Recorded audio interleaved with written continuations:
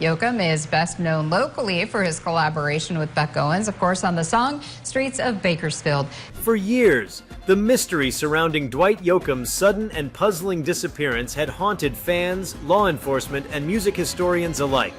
When the country music legend seemingly vanished without a trace, the absence of answers only deepened the public's curiosity. Whispers, speculation, and a torrent of conspiracy theories flooded social media and tabloid headlines, each offering their version of what could have happened to the enigmatic performer. But now, after years of silence and painstaking investigation, the truth has emerged, and it's more shocking than anyone could have anticipated. Before we start, smash the like and subscribe buttons for more updates. It began with what seemed like a routine absence. Yoakam had been scheduled to appear at a benefit concert in Nashville, a high-profile event celebrating the legends of country music. His absence that night was both noticeable and worrying, especially for someone known for his professionalism and commitment to the industry. Initial reports from his management suggested a health issue, but no further details emerged.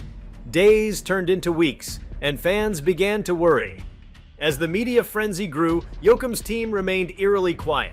There were no sightings, no activity on his usually active social media accounts, and no statements from close friends or family. That vacuum of information became fertile ground for wild speculation. Law enforcement was eventually pulled in as the case transitioned from a suspected illness to something far more serious. At first, investigators had very little to go on. There was no sign of forced entry at Yoakam's home, no distress signal, no messages sent in haste. It was as if he had simply vanished into thin air. Security footage around his Los Angeles property showed Yoakam leaving his home one evening, dressed casually without luggage or any indication he was going away for long. That was the last confirmed sighting. What followed were months of false leads. Tip lines were overwhelmed with sightings that went nowhere. Some claimed to have seen him in New Mexico. Others swore they passed him in an airport in Argentina. Each lead was investigated thoroughly, but none bore fruit. The FBI even got involved due to the possibility of foul play, kidnapping, or foul international connections. Nothing concrete materialized. The trail went cold. That is, until a routine inspection at a private storage facility in Joshua Tree, California, unearthed something unexpected. A local maintenance worker noticed a strange odor coming from a rarely accessed corner of the facility. When the unit was opened, investigators found an old Airstream trailer parked inside. At first, it seemed abandoned. Dust covered the surface and cobwebs coated the corners. But inside, they found evidence that the trailer had been lived in recently. Food wrappers, clothing, and personal items bearing Dwight Yoakam's name were all over the place. What initially seemed like a random storage discovery quickly spiraled into something far more sinister. Forensics teams combed through the trailer and found biological evidence. Hair samples, fingerprints, and most chillingly, blood. The blood was eventually confirmed through DNA analysis to be Dwight Yoakam's. At this point, investigators faced a grim reality. If Yoakam was not dead, he had at the very least been gravely injured. The question of what happened inside that trailer became paramount. Then came the break in the case that no one saw coming. Digital forensics traced a laptop found in the trailer back to a former member of Yoakam's inner circle, a little-known session guitarist who had once toured with him in the early 2000s. The man, who had since fallen into obscurity and legal troubles, became the center of attention. Surveillance and questioning quickly escalated. And when the pressure mounted, the man cracked. In a confession that was both disturbing and bizarre, the former guitarist revealed a story of obsession, paranoia, and twisted betrayal. He claimed that Yoakam had uncovered a blackmail scheme involving other artists and producers in the country music industry, one that reached back decades. Rather than go public immediately, Yoakam had allegedly planned to gather more evidence. The guitarist, fearing exposure and revenge from powerful players in the industry, took it upon himself to silence him. According to the confession, Yoakam was lured under the guise of a secret meeting into the Airstream trailer where he was ambushed and drugged. What followed was a weeks-long captivity in which Yoakam was allegedly pressured to hand over files, recordings, and personal notes. The captor claimed he never intended to harm him, but under the influence of drugs, stress, and fear, things spiraled out of control. Yoakam, disoriented and weakened, attempted to escape. In the ensuing struggle, a head injury was sustained, and Yoakam succumbed to his wounds. His body, the man admitted, was buried deep in the Mojave Desert, far from the trailer where the ordeal had taken place. Law enforcement immediately followed up the confession with a search of the indicated burial site. It took weeks of digging, aided by cadaver dogs and ground-penetrating radar, before they found remains consistent with Yoakam's physical characteristics. Dental records confirmed what fans had feared for years. Dwight Yoakam was dead. His death had not been an accident or a disappearance. It had been the result of a deeply personal betrayal wrapped in an industry-wide web of secrets. The implications of this revelation are staggering. It has unearthed long-dormant questions about the dark side of the music industry. Questions about power, manipulation, and the price of fame. Yoakam was known not just for his talent, but also for his fierce independence. He had been one of the few country artists to straddle the worlds of Nashville and Hollywood, unafraid to challenge norms and disrupt entrenched systems. In hindsight, that may have made him a target. The shocking truth has sent ripples through the country music world, where tight-knit relationships and unspoken loyalties often dominate the narrative. Rumors had always swirled about hush-hush dealings behind closed doors, but few imagined they would culminate in such a chilling conclusion. The idea that a respected and beloved artist could be silenced in such a brutal and deliberate way has challenged the very foundations of trust in the industry. Adding another layer of complexity is the fact that so many people close to Yoakam claim to have no idea what was going on. Friends, bandmates, and longtime collaborators were blindsided by the details of the case. Some now face scrutiny for what they might have known, or should have known. Questions about missed warning signs are surfacing.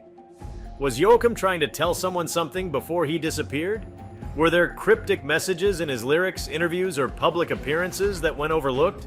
Now, everything he said and did in the months leading up to his disappearance is being re-examined with a microscope. There's also the eerie realization that Yoakam may have been living in fear during his final days. While always private, his behavior in the months prior to going missing had shifted subtly. He canceled several appearances, declined interviews, and stopped all communication with a few longtime friends. In the moment, these decisions were chalked up to artistic temperament or burnout.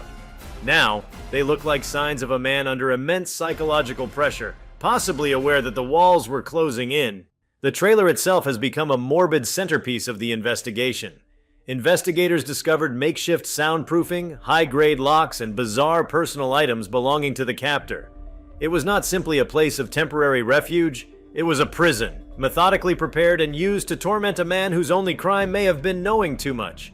Experts analyzing the scene have compared it to cases involving deep psychological manipulation and coercive control, suggesting that Yoakam's final days were not only physically grueling, but mentally torturous. Beyond the personal tragedy, the unmasking of this mystery forces a reckoning within the industry. There are now calls for internal investigations, protection for whistleblowers, and a re-examination of long-standing power dynamics in country music. The notion that speaking out, or even preparing to speak out, could cost someone their life is no longer abstract.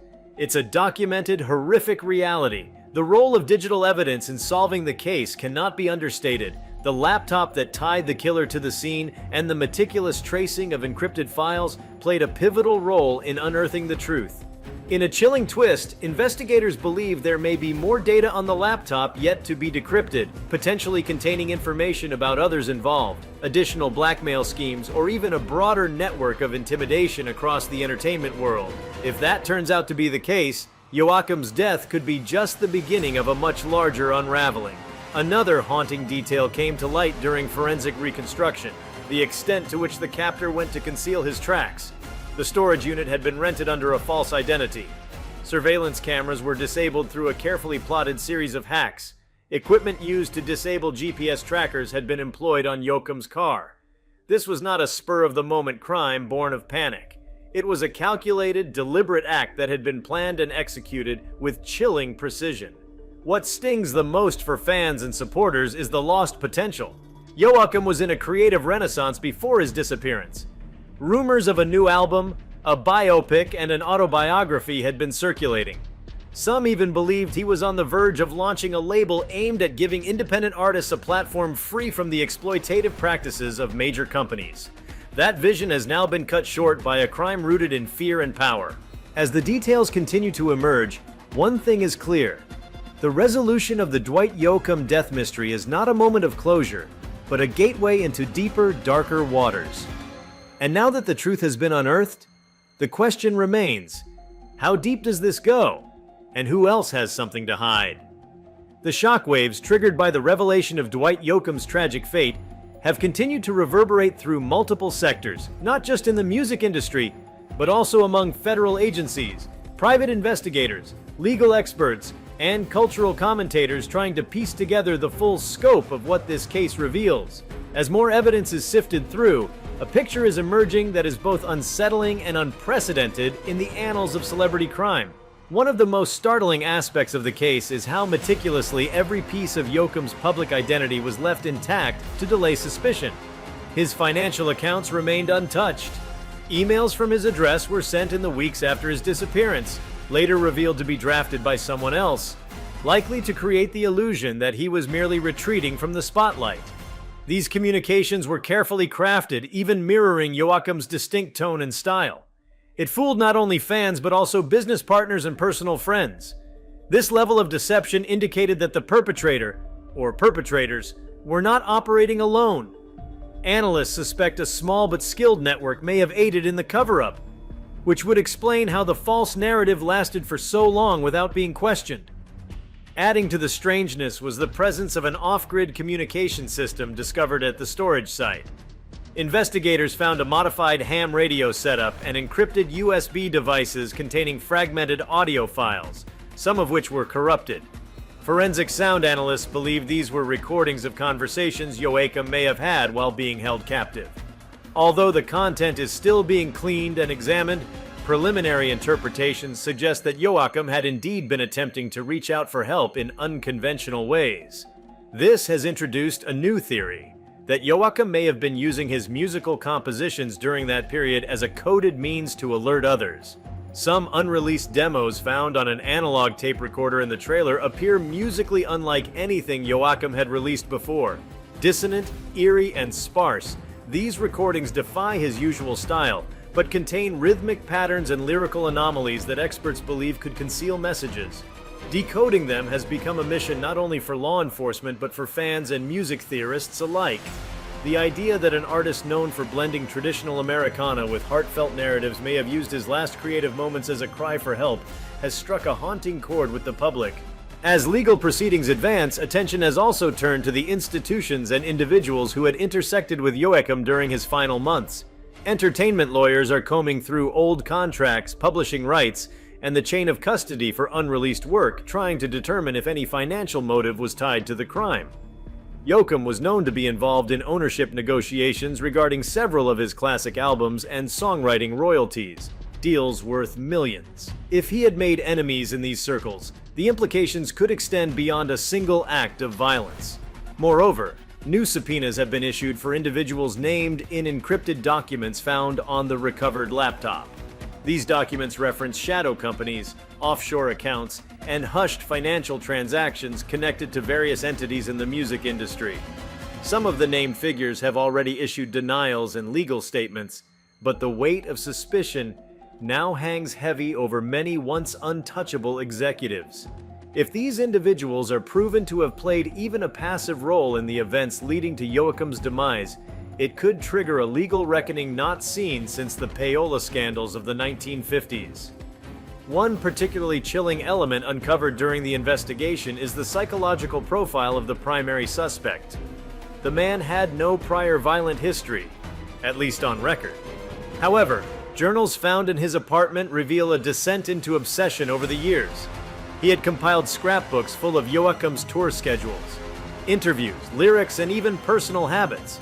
Some of these entries were annotated with disturbing commentary, interpreting Yoakam's songs as secret messages or personal betrayals.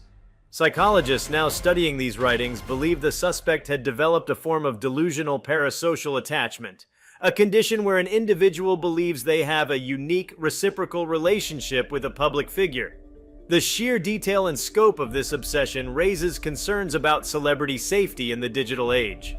Unlike the stalker cases of the past, which were often limited by geography and access, modern digital tools allow would-be perpetrators to track, impersonate, and manipulate their targets on a global scale.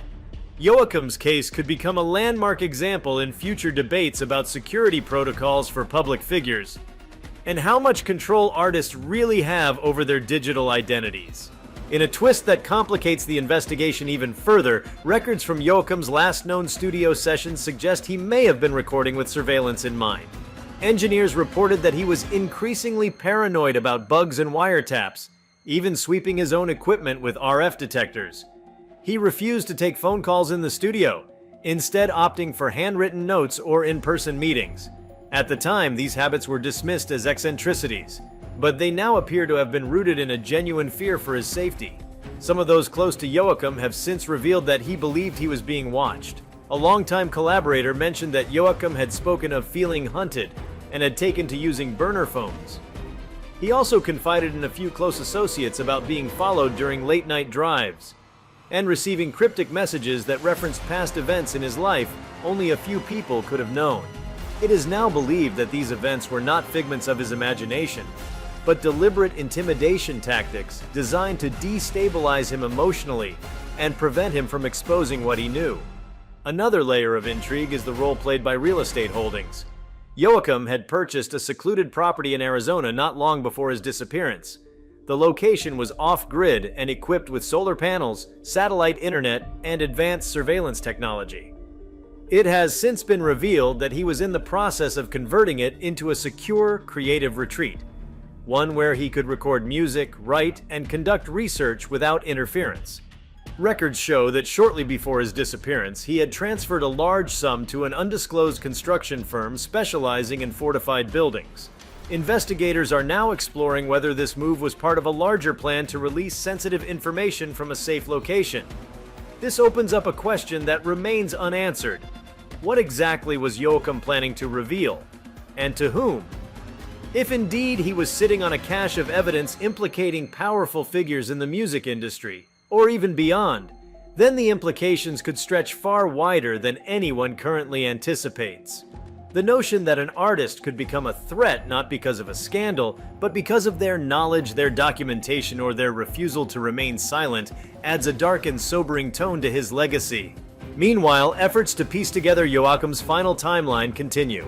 Satellite imagery, GPS triangulation, and mobile data mapping have been employed to trace every movement he made in the last 48 hours before his disappearance. It's a meticulous process, but one that may uncover additional contacts or locations that were previously overlooked. Intelligence analysts have joined the task force, lending expertise normally reserved for national security investigations. Even the entertainment industry's watchdog organizations have taken note. Several foundations dedicated to artist rights and safety have launched internal reviews to understand how this could have gone undetected for so long.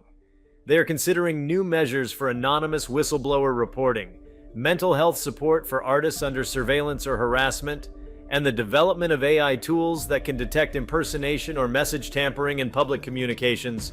Academics and cultural critics have also begun to weigh in. Some see the entire incident as a symptom of the broader power imbalance in entertainment, where artists, even at the height of fame, remain vulnerable to invisible forces operating behind the scenes. Yoakam, known for challenging the Nashville establishment and building an identity that blended art with autonomy, may have unintentionally exposed fissures that the industry has long tried to keep hidden. There are also theories, admittedly more speculative, that Yoakam's case is not isolated. Independent journalists have begun cross-referencing disappearances and unexplained deaths of other musicians, drawing tentative connections that hint at similar patterns: abrupt changes in behavior, paranoia, mysterious financial movements, and lost works.